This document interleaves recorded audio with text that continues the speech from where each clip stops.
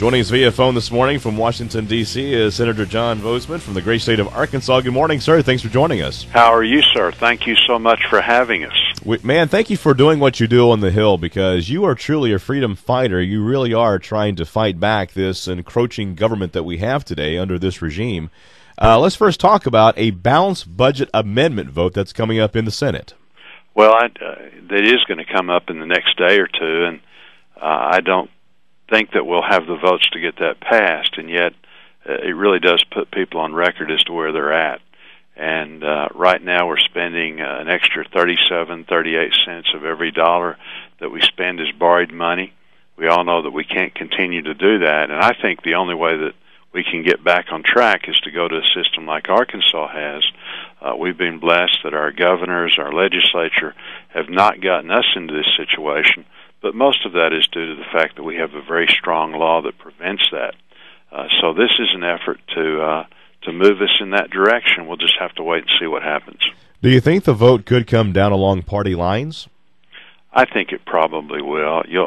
Probably most Republicans will vote for it. In fact, probably all of them will, but you'll have a few Democrats, but for some reason they're just very much unwilling to turn loose of the purse strings to the extent that of not continuing to overspend like we are right now.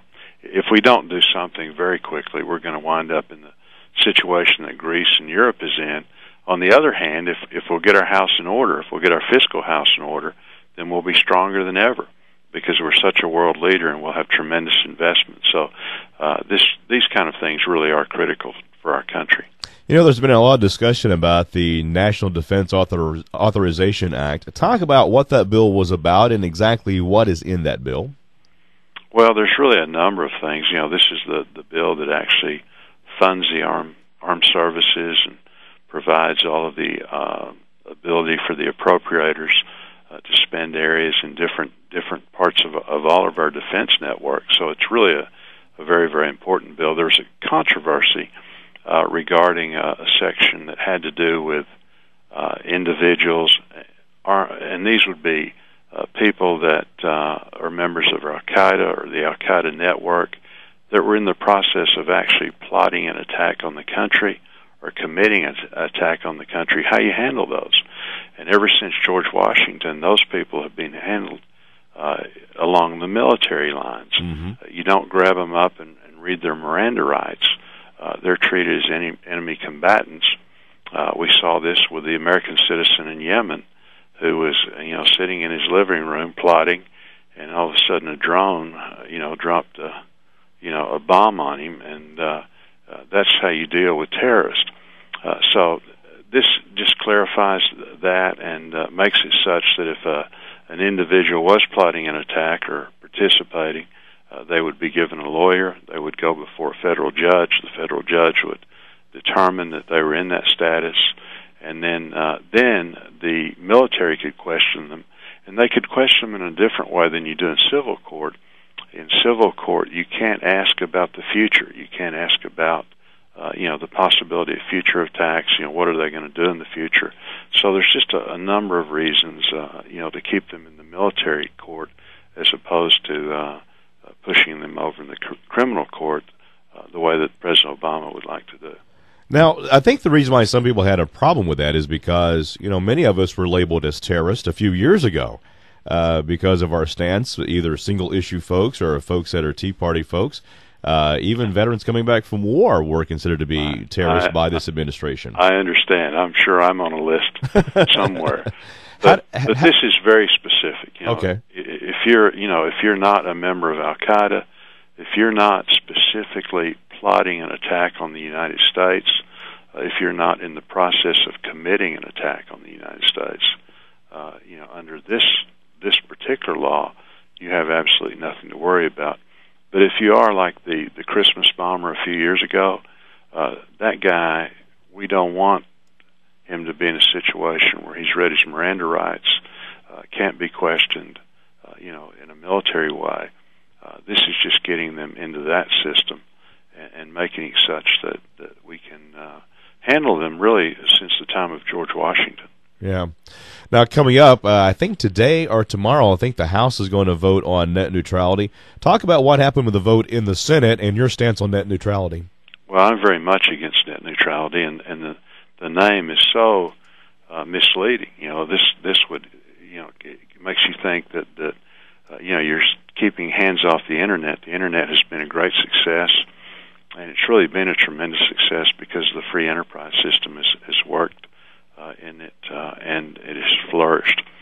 What the FCC would like to do is essentially create a problem, or a solution to a problem that doesn't exist, and really get in and start regulating the Internet pretty significantly.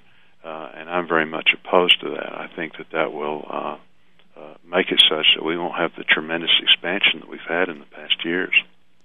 Let's talk about the MF Global hearing. That is that coming up today? Is that right? It is coming up today, and I'm excited about it. I was at another hearing. This will be on the Ag Committee, which I'm a member of, and we had another hearing with the head of the SEC and the head of the Commodities Exchange. And I asked him, if you go to a bank and you rob a bank, and the full force of the federal government is going to come after you, and that person that commits that crime is going to go to jail. And here we have a situation where these guys sometimes are allowed to, divert hundreds of millions of dollars of other people's money, and really get civil punishments and things like that. So we're going to talk about some of those things. We're going to talk exactly what has happened. This has affected farmers in Arkansas, and it's just another example that with these kind of things going on, it's real. We've lost confidence. We've lost confidence in our institutions and stuff, and don't know what's safe. But these people need to be punished. We need to figure out what has happened, and then again make sure that they're punished in a way that's appropriate for the crime. On a personal note, Senator, what to you has been the biggest surprise for you being in Washington, D.C. and doing what you're doing? Well, I think the biggest surprise is that there are a lot of nice people, a lot of people that are working very, very hard, in the best interest of their country. We face a lot of difficult problems, and certainly there are people that are very difficult, and very disagreeable. But again, we face a lot of problems. We got a lot of good people that are doing their best to solve them, and we do have a great opportunity. If we will solve our fiscal problems, and we'll be greater than ever, and that's so important right now. That's our major issue that we've got to address. Now, finally, before I let you go here, tell me exactly what was the thought process of you deciding to get into the race and run for the position of U.S. Senator from Arkansas? Well, I was in a situation where I had a lot of friends that were encouraging me to look at the race. I started looking at it. I visited with my family, again, visited with friends that I had confidence in and people that I respect, and really just felt like that at that point the race, the primary race, just really wasn't gelling around an individual. And I felt like I could perhaps, serve in the capacity of being in the Senate, and, that was really where I needed to be. And the key, with all of these jobs is that the great joy is that you can use the power of the office for good. Absolutely. Senator John Boozman, sir, thank you for your service to our country and to the people of the great state of Arkansas. We appreciate it. Thank you very much for having me. Appreciate it. Anytime, sir.